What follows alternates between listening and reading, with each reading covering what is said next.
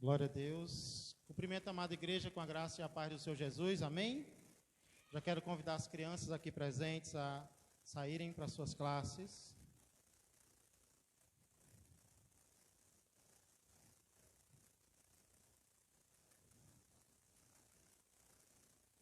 Daqui a pouco nós vamos celebrar a ceia do Senhor, mas antes vamos meditar um pouco na sua palavra. Eu queria que você pensasse rápido e me desse a resposta para essa charada. O que é o que é? Começa com a letra M, possui 5 letras e foi vencida por Jesus na Páscoa. Vou repetir. O que é o que é? Começa com a letra M, possui 5 letras e Jesus a venceu na Páscoa. Eu vou contar até 3 e você vai dizer bem forte a resposta, ok? 1, 2, 3. Hoje pela manhã eu recebi várias mensagens pelo WhatsApp e uma dessas mensagens, pelo menos, dizia a seguinte frase: Jesus venceu a morte. Jesus venceu a morte. E de fato, quando nós pensamos na Páscoa, uma das principais, se não a principal vitória de Jesus, na qual nós pensamos, é a vitória sobre a morte. Vitória essa que, inclusive, nós que cremos em Cristo, por causa disso, também vamos experimentar. Quem acredita que nós também venceremos a morte um dia, por causa do que Jesus fez por nós, nós também um dia venceremos a morte. Porém, não é sobre essa vitória que eu quero falar hoje. Hoje eu quero falar sobre outra vitória, que também começa com a letra M, também possui 5 letras, e também foi vencida por Jesus na Páscoa. Hoje eu quero falar sobre a vitória de Jesus sobre a mágoa. Não que a vitória sobre a morte não seja importante. De fato, ela é muito importante. Eu não vou dizer uma heresia aqui, que Jesus venceu a morte, isso não importa para mim e para você. Importa sim. A vitória de Jesus sobre a morte, inclusive, é a base da nossa esperança. Porém, nós precisamos entender uma coisa. Nós precisamos entender que existem vitórias que nós precisamos conquistar hoje. Existem vitórias que nós precisamos conquistar antes da morte. Antes de um dia nós vencermos a morte no futuro. Existem vitórias que Deus quer que nós conquistemos agora, ainda em vida, antes mesmo da morte. Sabe por quê? Porque a vitória futura depende da vitória presente. Vitórias presentes vão nos levar para conquistas futuras. E um dos inimigos que todos nós, precisamos vencer, é esse inimigo chamado rancor, ódio, mágoa. Precisamos vencer a mágoa. E eu fui pesquisar o que essa palavra significa e a definição que eu encontrei foi a seguinte: mágoa é um desgosto recolhido.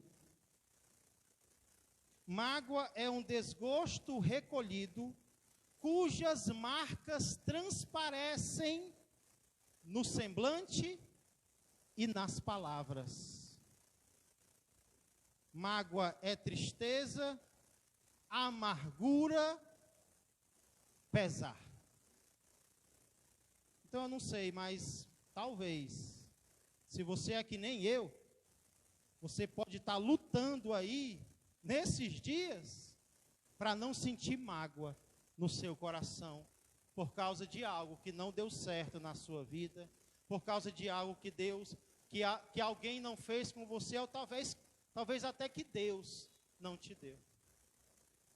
E é por isso que nessa noite eu vou pedir que você preste muita atenção a 2 versículos nos quais nós vamos meditar hoje. 2 versículos que vão contar algo ruim, difícil que aconteceu com Cristo. Como Cristo reagiu a isso. E, para terminar, que recompensas isso trouxe para Ele e pode trazer para mim e para você também. Por favor, abra a sua Bíblia no Evangelho de Lucas, capítulo de número 23. Um capítulo antes do capítulo que foi lido na abertura deste culto, que foi o capítulo 24. Você vai abrir um capítulo antes, em Lucas, capítulo de número 23. Nós iremos meditar apenas nos versos 33 e 34. Não quero me demorar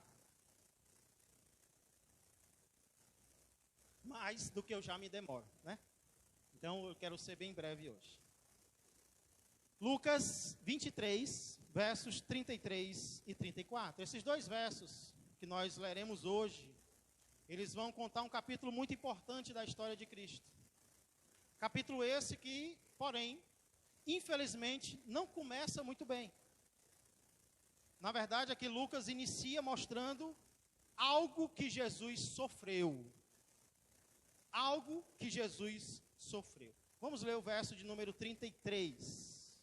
Lucas 23 e 33, o qual diz assim: quando chegaram ao lugar chamado... Amém? Quando chegaram ao lugar chamado Calvário, ali o crucificaram, bem como aos malfeitores, um à direita, outro à esquerda. Querido Deus e amado Pai, eis aí a tua palavra, Senhor, eis aí o teu povo, eis aí o teu Espírito, Pai, para ser enviado pelo Senhor aos nossos corações, para realizar em nós a cura que precisar ser realizada, Pai, para que hoje nós saiamos daqui vitoriosos. Antes de um dia vencermos a morte, nós queremos, Pai, olhar para trás e sabermos que nós vencemos também todo ódio, todo rancor, toda mágoa em nosso próprio coração. Vem nos ajudar, Senhor, pois necessitamos de Ti. E em Teu nome nós pedimos e já agradecemos. Amém, amém e amém. Glória a Deus.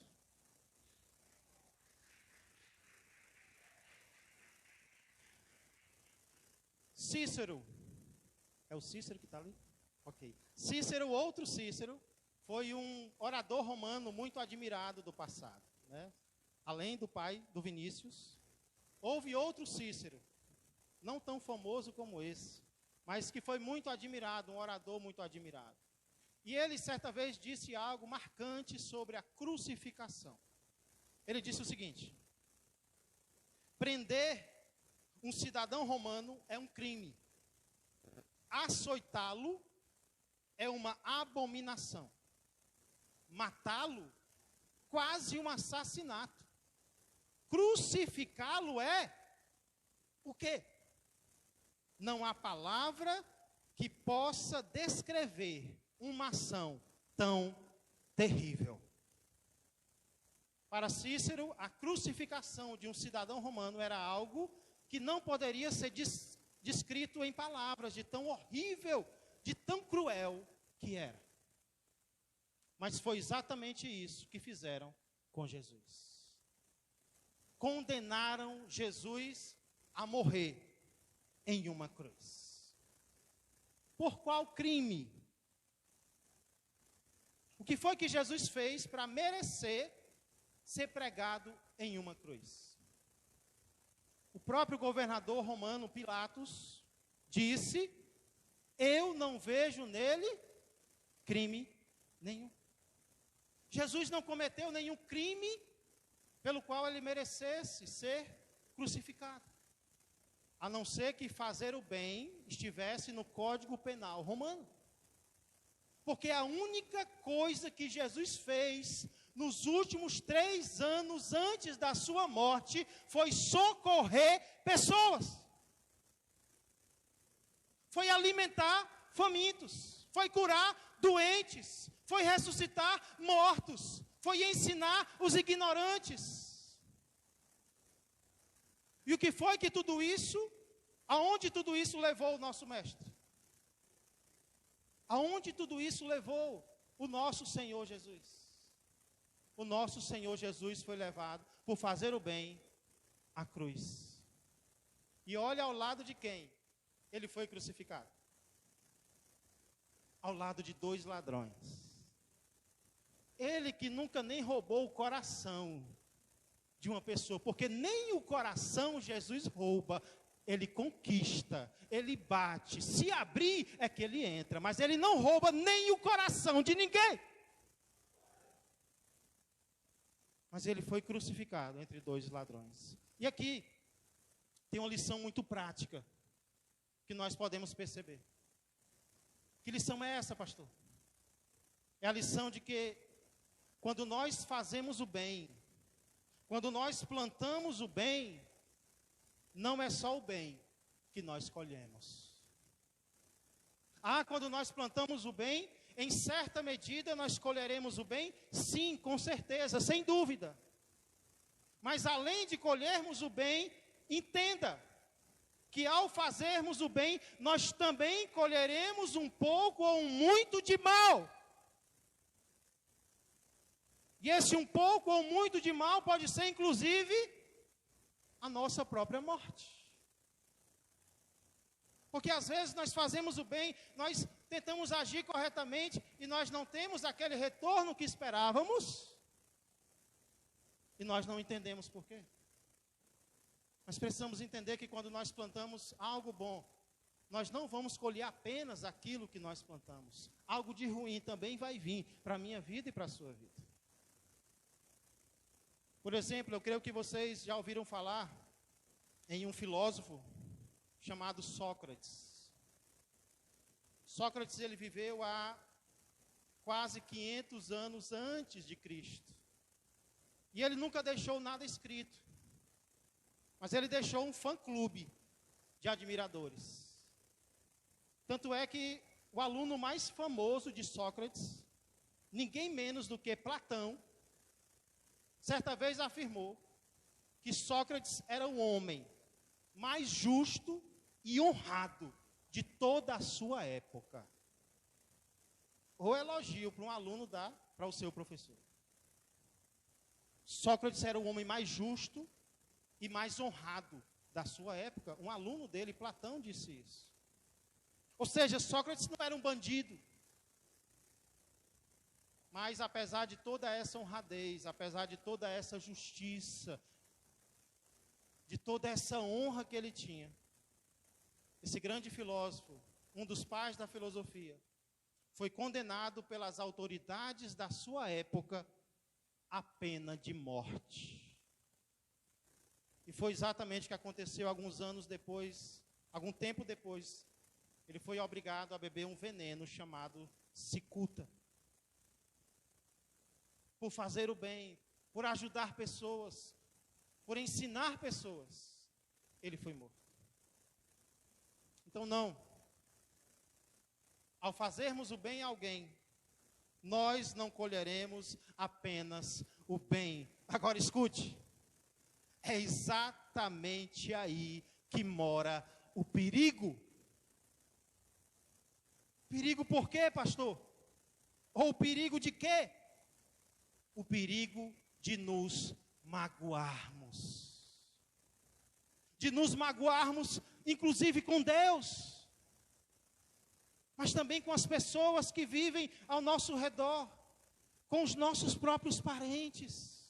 Com os nossos colegas de trabalho, com os nossos colegas de faculdade, com os nossos colegas da escola, com os irmãos da igreja.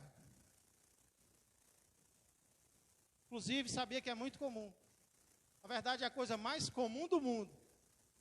Pessoas deixarem os caminhos de Deus por causa de decepções.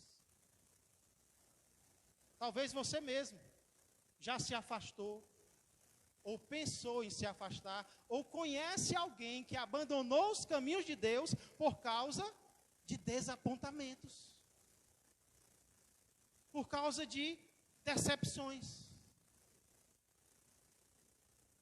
E é por isso que nós precisamos entender, não apenas o que Jesus sofreu, mas também e principalmente, como Jesus reagiu ao sofrimento. O que Jesus fez com aquele sofrimento, com aquela crucificação que lhe deram. O que foi que Jesus fez? Como foi que Jesus reagiu? Olha as primeiras palavras do verso 34. No 33 diz o que fizeram com ele. Ele que só fez o bem. Ele que só ajudou. Crucificaram. Eita, que povo covarde. Que povo ingrato. Que povo mau. Aí como é que Jesus reage a isso? Contudo, Jesus dizia: Pai. Só até aqui por enquanto. Contudo, Jesus dizia... Qual foi a palavra que Jesus usou? O que é que Jesus está fazendo aqui? Jesus está falando com Deus, ou seja, Ele está orando. Jesus está orando. E sabe o que é que isso me ensina? Isso me ensina que as dificuldades podem nos impedir de fazer muitas coisas. As dificuldades podem nos impedir de andar. As dificuldades podem nos impedir de trabalhar. As dificuldades podem nos impedir de estudar. As dificuldades podem até nos impedir de ministrar. Mas tem algo que as dificuldades não precisam me impedir e te impedir. Elas não precisam nos impedir de orar. E por que eu estou dizendo isso? Porque às vezes nós dizemos, não tem mais nada que eu possa fazer. Não tem mais nada que eu possa fazer por fulano. Não tem mais nada que eu possa fazer para Deus. E de fato, às vezes coisas acontecem na nossa vida que nos impedem de fazer aquilo que nós fazíamos.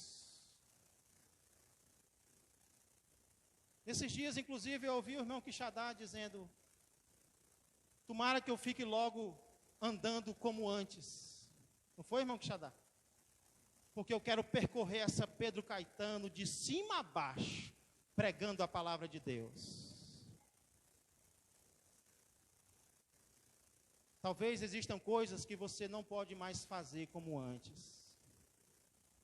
Talvez você não tenha mais a idade que você tinha antes.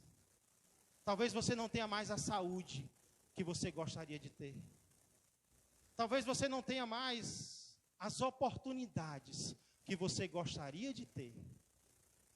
Mas tem algo que em toda e qualquer circunstância, eu e você ainda vamos poder fazer para Deus. Nós ainda vamos poder orar. Porque Jesus estava com as mãos e os pés pregados. Os pés dele não podiam mais sair andando pelas aldeias, não. Ele não podia mais impor as mãos para curar, não. Mas tinha algo que Jesus ainda podia fazer, e é o que ele faz aqui. Ele diz: Pai. As dificuldades não impediram Jesus de orar. A cruz não impediu Jesus de orar. E a minha cruz e a tua cruz também não vão nos impedir de falar com Deus.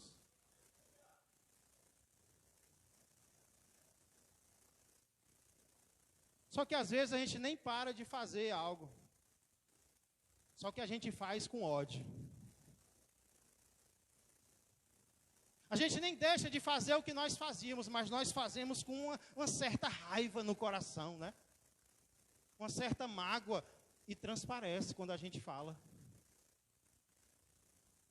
A boca fala do que o coração está Se o coração estiver magoado, vai sair o que nas palavras? Então a gente continua cantando, a gente continua pregando, a gente continua servindo, a gente continua evangelizando, mas tem uma mágoa no coração. Aí essa mágoa, ela transparece no semblante, ela transparece nas palavras, porque não tem como esconder. Mas Jesus estava magoado? Jesus estava magoado? Não é difícil de responder essa pergunta? Quando nós vemos a primeira palavra que Jesus usou na sua oração. Qual foi a palavra? Não. A primeira palavra foi Pai. A mesma palavra que ele usava desde o início. A mesma palavra que ele sempre usou quando estava fora da cruz. O que prova que Jesus não estava com o coração magoado em relação ao seu Pai. O que é impressionante, sabe por quê? Porque algumas horas antes, esse mesmo Jesus estava orando em um jardim do Getsêmani e estava dizendo: Pai, se possível, afasta de mim este cálice. Esse mesmo Jesus, o Filho de Deus, estava pedindo ao Pai algo. E o Pai não dá o que o Filho pede. Não porque ele não ama o Filho, mas porque ele ama o Filho, ele não dá o que o Filho pede. E esse Filho agora, mesmo ouvindo o não do seu Pai, em relação a algo que ele colocou para o Pai decidir, mesmo agora em plena cruz, ainda assim, ele continua chamando aquele a quem ele está orando, pelo mesmo nome das vezes em que ele orou e que ele foi atendido: meu Pai.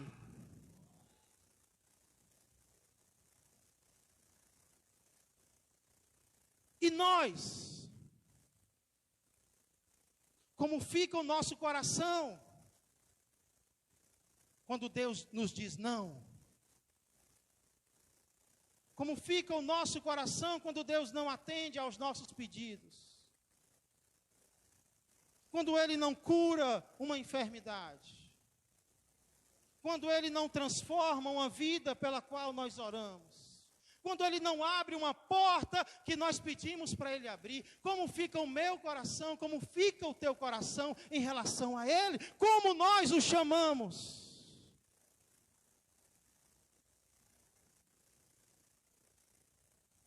Eu não sei quantos aqui assistiram o primeiro filme da série de filmes Deus Não Está Morto. Mas nesse filme tem um personagem muito interessante que é o professor universitário. E esse professor, ele tem como grande objetivo das suas aulas provar que Deus está morto, ou seja, que Deus não existe. É o grande objetivo dele. Ele quer que os seus alunos concordem que Deus não existe. Só que tem um problema. Tem um aluno que discorda dele, porque ele acredita em Deus. Então agora o professor passa para ele a tarefa de provar perante a sala inteira que Deus existe. E ele, tremendo, aceita. E eu não vou alongar, porque talvez tenha alguém que não assistiu ainda, mas me perdoe, eu vou contar, para mim, a cena mais importante. A cena mais importante é quando o aluno está entrevistando o professor. E depois de dar provas possíveis da existência de Deus, científicas, filosóficas, históricas, ele pergunta: professor, por que o Senhor odeia Deus? E ele pressiona, e ele se aproxima do professor e pergunta: por que você odeia Deus? Aí o professor não se aguenta mais e desabafa. E ele diz: porque Ele tirou tudo de mim. Eu odeio Deus. Tudo que eu sinto por Ele é ódio. E aí o aluno responde perguntando: como o Senhor odeia alguém que não existe? Existem muitas pessoas que não são ateias de verdade. Existem muitas pessoas que apenas estão decepcionadas com Deus. Porque pediram algo e Ele não fez. No caso, o professor parece que tinha orado pela mãe dele para que ela ficasse curada e ela não ficou. Ele passou agora a ter raiva de Deus e querer provar que o Deus do qual ele tinha raiva não existia. Algum tempo atrás, nos Estados Unidos, um autor escreveu um livro chamado Decepcionado com Deus. E o que é interessante é que esse livro fez muito sucesso. Por quê? Porque é exatamente assim que algumas pessoas se sentem. Decepcionadas com Deus. Mas e Jesus? Como é que estava o coração de Jesus? Como é que estava o coração de Cristo naquele momento? No coração ele não guardava mágoa nenhuma do seu Pai. Ele continuava amando o seu Pai, mesmo que o seu Pai tivesse negado ao seu pedido. Porém, isso para mim, talvez nem é o mais impressionante aqui nesse texto. Olha a continuação do verso 34. Depois de dizer Pai, depois de chamar o Senhor da mesma maneira como ele vinha chamando, ele diz: perdoa-lhes, porque não sabem o que fazem. Perdoa-lhes, porque não sabem o que fazem. Existem coisas interessantes para a gente entender aqui. Primeiro, ignorância não é a mesma coisa que inocência. Não é porque alguém não sabe de algo que esse alguém é inocente. Tanto é que ninguém pode se defender em um tribunal dizendo: não, eu cometi esse crime porque eu não sabia que era crime. O juiz vai dizer: a culpa é sua porque você não sabia. Ninguém é inocente porque não sabe.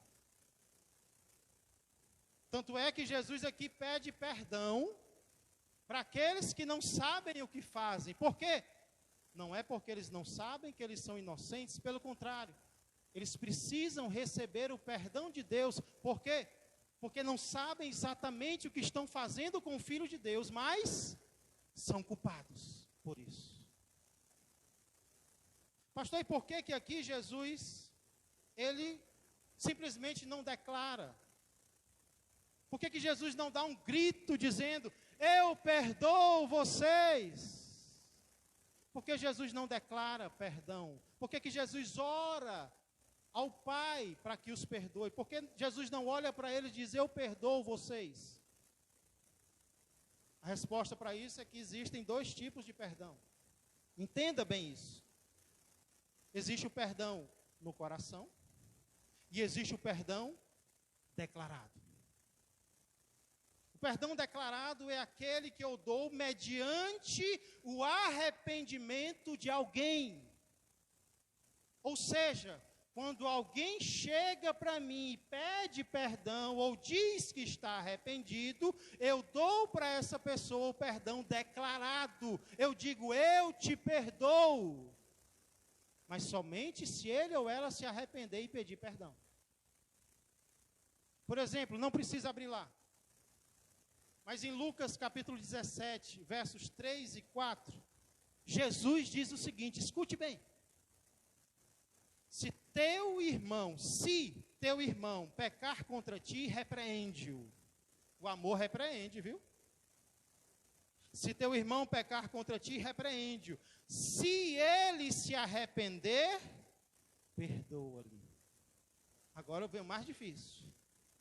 Cadê os casais aqui? se por 7 vezes no dia pecar contra ti, e 7 vezes vier ter contigo dizendo, estou arrependido, perdoa-lhe. Não é 7 vezes, mas já errou 7 vezes. No nosso casamento, Jesus disse 7 vezes no dia, pecar contra ti. E 7 vezes vier se arrastando e dizendo, ei, eu estou arrependido, me perdoa. Jesus diz, perdoa. Porém, perceba que aqui Jesus diz, perdoa mediante o seu arrependimento. Existem perdões que nós só podemos dizer para quem se arrepende. Está entendendo isso? Existem verbalizações de perdão que eu só posso dar para quem chega e diz, eu estou arrependido, me perdoe. Aí eu posso abrir a boca e dizer, eu te perdoo. Porém, isso não significa que se a pessoa não se arrepender, eu vou arrastar uma mágoa no meu coração. Ela não se arrependeu, meu coração está cheio de mágoa, ó, o dedinho, ó. Porque aí tem o segundo tipo de perdão, que é o perdão no coração, que é aquele perdão que não depende do arrependimento de ninguém, mesmo que ninguém se arrependa, chegue para mim pedindo perdão, eu não vou dizer que perdoo, mas no meu coração eu não vou carregar mágoa de ninguém, a tal ponto que eu vou até orar para que Deus haja na vida dessa pessoa, para que ela se arrependa e seja perdoada. Trazendo isso para o nosso texto, Jesus não podia dizer para aquela multidão, eu perdoo vocês, porque eles ainda não estavam arrependidos. Porém, no coração dele, ele perdoou, a tal ponto de orar, dizendo, Pai, perdoa-lhes, porque eles não sabem o que fazem. Hoje pela manhã, o diácono Leones ministrou a palavra em Isaías capítulo 53. Capítulo que é uma importante profecia do Antigo Testamento sobre a morte e a ressurreição do nosso Senhor Jesus. E o que é interessante é que a última frase de Isaías 53 profetiza que Jesus intercederia pelos transgressores. Jesus oraria pelos pecadores. E Jesus cumpre Isaías 53 inteiro, inclusive a última frase, quando ele intercede pelos pecadores. Pai, perdoa-lhes, porque eles não sabem o que fazem. Jesus cumpre a profecia, porém aqui Jesus faz mais do que isso. Aqui Jesus cumpre a sua própria palavra. Aqui Jesus cumpre o seu próprio ensino sobre amar quem nos odeia. Porque, venhamos e convenhamos, é muito fácil falar de perdão. É ou não é? É muito fácil aconselhar alguém a dizer, ei, perdoa. Difícil é praticar quando é a nossa vez, né? É ou não é? O autor das Crônicas de Nárnia, C.S. Lewis, certa vez disse algo interessante sobre o perdão. Ele disse, todo mundo acha o perdão uma ideia adorável, até que eles tenham algo para perdoar. O perdão é uma ideia linda, mas quando chega a nossa vez, aí o negócio é mais difícil.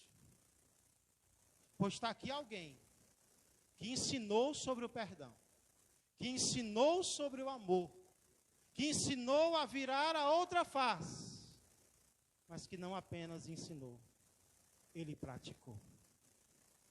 Quando chegou a vez dele, ele perdoou. ele praticou o seu próprio ensino. Esse é o nosso Jesus. Assim como nós também temos feito, não é verdade? Nós temos ensinado sobre perdão, nós temos falado sobre perdão, e quando chega a nossa vez, nós perdoamos também. Não é assim? É exatamente assim. Ah, pastor, alguém vai dizer, aquela famosa desculpa, mas Jesus é Deus. Ah, mas Jesus é Deus, é claro que Ele vai perdoar, Ele é Deus, Deus perdoa, eu sou humano. De fato, Jesus era e é Deus, mas Estevão não era. E sabe o que foi que Estevão disse? Quando ele estava sendo apedrejado por pessoas parecidas com aquelas que mataram Jesus? Estevão disse duas coisas. Primeiro, Senhor Jesus, nas tuas mãos eu entrego o meu espírito. Parecido com a última oração de Jesus. Primeira coisa que Estevão disse. A segunda, não lhes imputes este pecado. Parecido com a primeira oração de Jesus. Perdoa-lhes, porque eles não sabem o que fazem. Jesus é Deus, Estevão não era. Era pecador, que nem eu e você. Apedrejado disse, Pai, não coloca esse pecado na conta deles, não. Jesus é Deus, mas o pai de uma das crianças assassinadas em Blumenau não é. E sabe o que foi que ele disse em uma entrevista? Quem ouviu a entrevista desse pai? Abre aspas. Como cristão e como militar, vou lutar com todas as forças para continuar no caminho do Senhor. E agradeço a Deus por todos os momentos que vivi com meu filho. Não vou me permitir odiar. Não vou me permitir odiar, porque eu cresci com outros valores que Cristo me ensinou. É um pecador falando. Dói. Só Deus sabe. E os outros pais, essa dor, eu libero perdão para a vida dessa pessoa que atentou contra a vida do meu filho. Porque eu, como cristão, tenho que fazer isso. Eu falo de coração.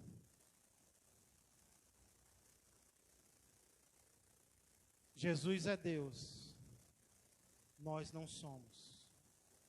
E é por isso que Ele nos ajuda a seguir o exemplo dele. É porque Ele é Deus, que Ele vai dar força para mim, que Ele vai dar força para você, para nós perdoarmos sempre que a nossa hora chegar.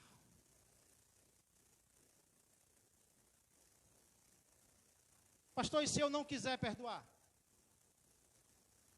O que vai acontecer comigo? O que vai acontecer com as pessoas ao meu redor?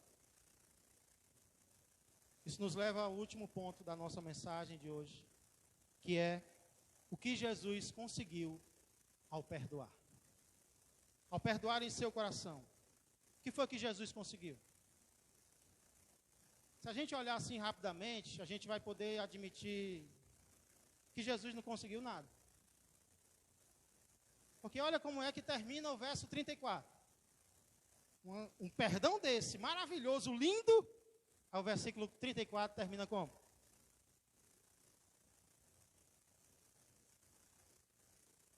Como é que termina o verso 34? Então, repartindo as vestes dele, lançaram sortes. Está aí, Jesus. Ganhou o quê com perdão? Aconteceu nada. Aí, perdoou, fizeram foi continuar a maldade. Repartiram as vestes, lançaram sortes, continuaram maltratando Jesus. Está aí, perdão serve para quê? Se eu perdoar, não vai acontecer nada com a pessoa. Aquele nosso instinto de carniceiro, né? Eu quero ver o sangue derramado, eu quero ver o castigo, eu quero ver a justiça. Se eu perdoar, não vai acontecer nada. E às vezes parece que as nossas orações não estão surtindo efeito nenhum. Você já se sentiu assim? Mas quanto mais eu oro, menos acontece. Parece que pior fica. Vou parar de orar, para ver se melhora. A impressão que dá é essa. Quanto mais eu oro por aquele marido, pior ele fica, mais ele bebe, mais ele trai, mais duro o coração dele fica. Parece que com Jesus estava acontecendo isso. Pai, perdoa. E o soldado lá, repartindo as vestes. Parece as nossas orações. Que dá vontade de desistir, que não está acontecendo nada.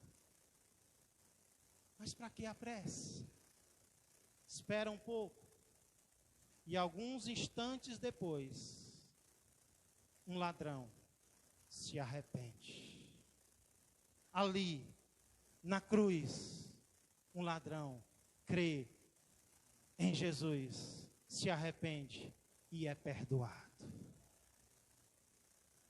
A oração de Jesus já estava surtindo efeito.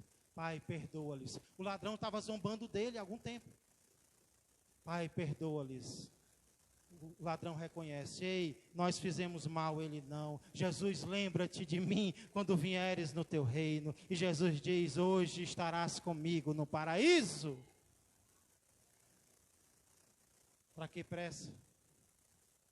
50 dias depois, no dia de Pentecostes, o apóstolo Pedro prega uma mensagem simples, bíblica, mas o Espírito Santo desce. E o mesmo Lucas que escreveu esse evangelho, ele diz que aproximadamente 3.000 pessoas se convertem e são batizadas em nome de Jesus. Muitas delas que estavam aqui zombando dele, não acreditando nele. Ele diz: Pai, perdoa-lhes. E 50 dias depois, 3.000 se convertem.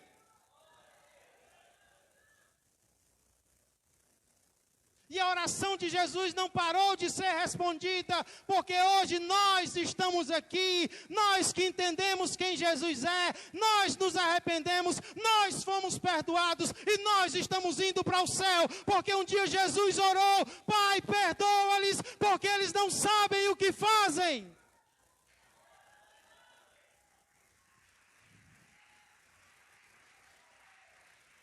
Continua orando. Continua confiando, mesmo que pareça que nada está acontecendo, o Pai está ouvindo e Ele vai fazer o que for melhor.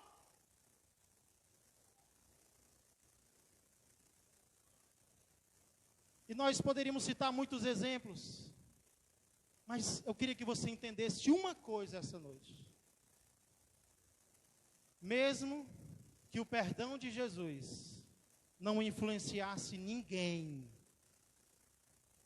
observe o que o perdão faz com quem perdoa. O que aconteceu minutos depois? Jesus morreu. Tem bênção melhor do que morrer com o coração limpo?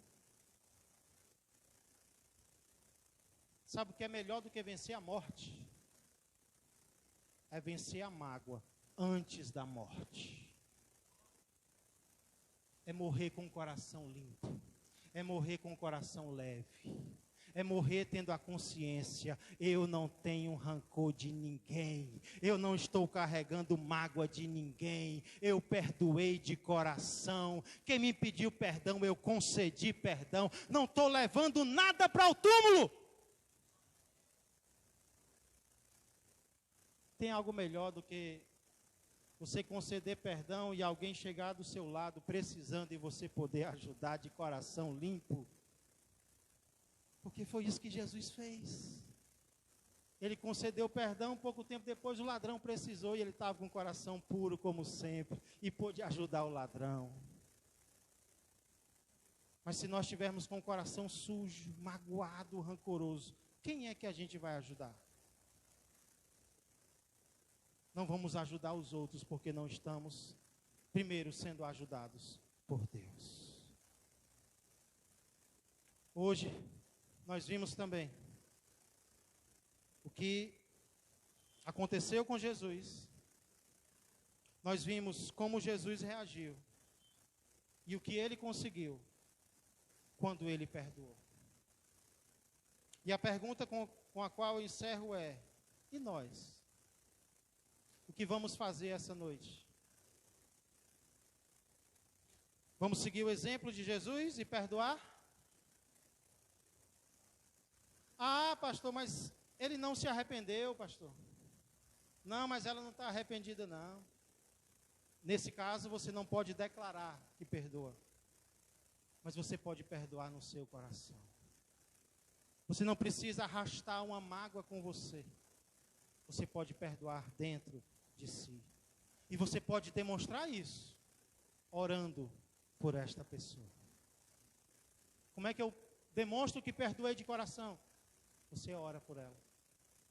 E ora não para Deus castigar, você ora para Deus perdoar. Você ora para Deus abençoar. Você ora para Deus salvar.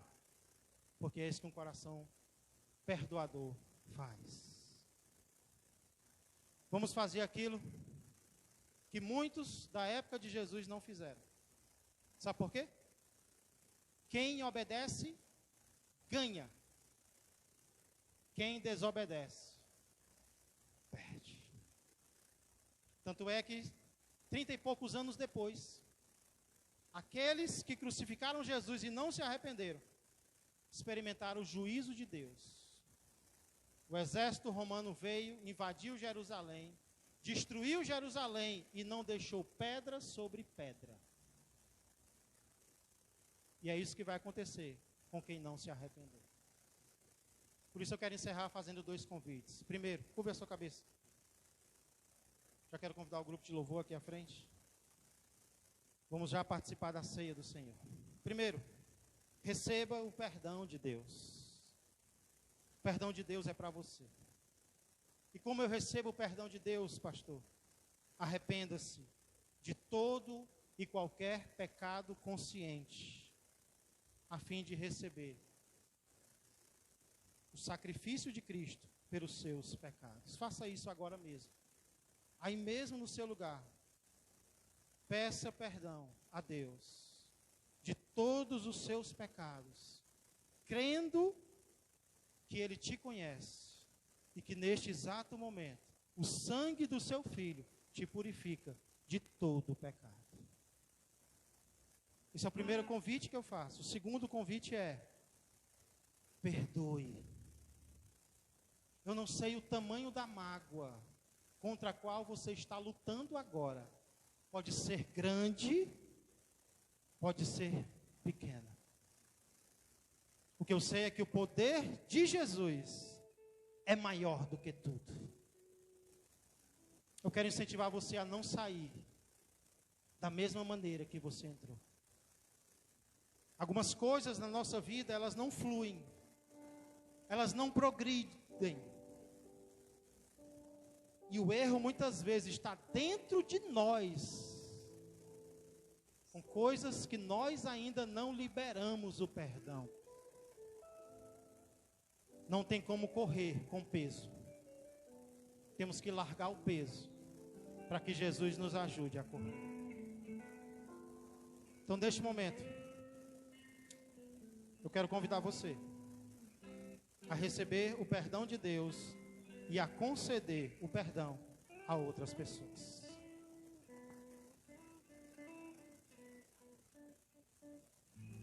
Oh, aleluia.